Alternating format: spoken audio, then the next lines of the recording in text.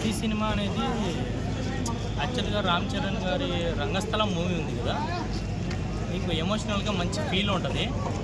That ఏంటంటే సెంటిమెంటల్గా మనం జగపతి బాబు గారు కానీ, బెంగళూరు మన కర్ణాటక శివన్న గారు కానీ చాలా ఎమోషనల్ ఇంటెన్సిటీ ఉంది సినిమాలో.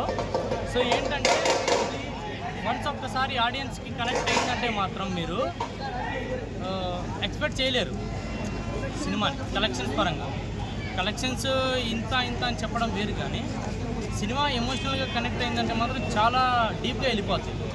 రామ్ చరణ్ గారి యాక్టింగ్ ట్రిపుల్ మనం చూసాం ఆల్రెడీ.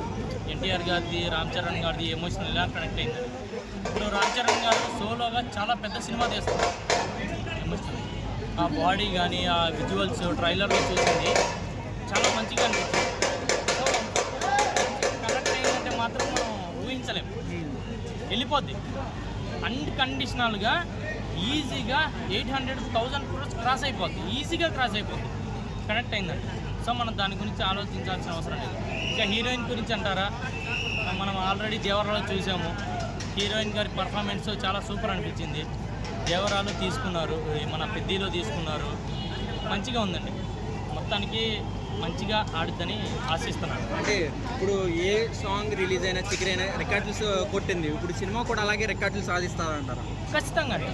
ఎందుకంటే మనకి మ్యూజిక్ డైరెక్టర్ అనేది నార్మల్ పర్సన్ కాదు. ఒకప్పట్లో ఆస్కార్ ఒక రేంజ్లో తీసుకెళ్ళిన ఆయన గురించి మనం కొత్తగా చెప్పాల్సింది ఏం లేదు. మ్యూజిక్ పరంగా ఒక స్టాండర్డ్స్ సెట్ చేసిన ఆయన ఏఆర్ రెహమాన్ గారు. చిక్రీ సాంగ్ ఎంత పెద్ద హిట్ అయిందో మీకు తెలియంది కూడా కాదు. ఏమంటారు, ఇప్పుడు లోకల్గా మన రామ్ చరణ్ గారికి ఉన్న సపోర్ట్ అంతా ఇంత కాదు.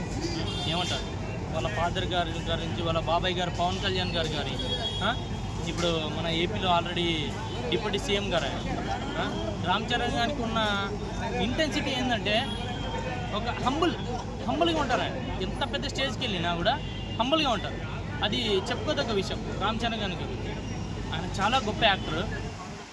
ఆయన ఆస్కార్ రేంజ్కి వెళ్ళాలని, నేషనల్ అవార్డు కూడా తీసుకోవాలని చాలా మనస్ఫూర్తిగా కోరుకుంటున్నాను. బుచ్చిబాబు గారు ధైర్యం ఏంటంటారు? సెకండ్ సినిమాకి ఎంతమంది పెద్ద యాక్టర్లు పెట్టేసి ఎంతలా తీసుకున్నారు? యాక్చువల్గా దాని గురించి చెప్పాలనుకుంటున్నాను నేను, మీరు అడిగారు కరెక్ట్. యాక్చువల్గా ఫస్ట్ సినిమా అండి ఉప్పెన. ఆయన ఉప్పెన సినిమా ఎంత రేంజ్కి వెళ్ళిందో మనకు తెలుసు. యాక్చువల్గా ఉప్పెన సినిమాలో విలన్ క్యారెక్టర్ ఎవరండి? విజయ్ సేతుపతి గారి యాక్టింగ్ స్కిల్స్ మీకు తెలియనివి కావు. 6 ప్యాక్ లేదు, ఏమి లేదు. మన తమిళ యాక్టర్, పాత యాక్టర్ మన కమల్ హాసన్ గారు తీసిన విక్రమ్ సినిమాలో ఒక ఎంట్రీ సీన్తో ఎంత పెద్ద స్థాయికి వెళ్ళారు ఆయన. 6 ప్యాక్ లేదు, బాడీ ఫిట్టింగ్ లేదు, ఏం లేదు. ఆ స్టేజ్తో ఆయన అంత స్థాయికి వెళ్ళిన ఆయనని ఫస్ట్ సినిమాతో ఆయన విలన్ క్యారెక్టర్తో పిచ్చారు. అట్ ద సేమ్ టైం ఆ పర్టిక్యులర్ దీంతో శివన్న గారు, జగపతి బాబు గారు, రామ్ చరణ్ గారు, దేవర హీరోయిన్ జాన్వీ కపూర్ గారు, బాలీవుడ్ యాక్ట్రెస్ ఆమె ఎంత స్థాయి ఉంది ఆమెకి. అలాంటిది ఆమెని సెకండ్ సినిమాలోనే హీరోయిన్గా పెట్టారు. ఎంత కంటెంట్, ఎంత ఏఆర్ రెహమాన్ గారిని మ్యూజిక్ డైరెక్టర్గా ఒప్పించారంటేనే మనకు అర్థమైపోతుంది ఆయన స్థాయి ఏంటనేది.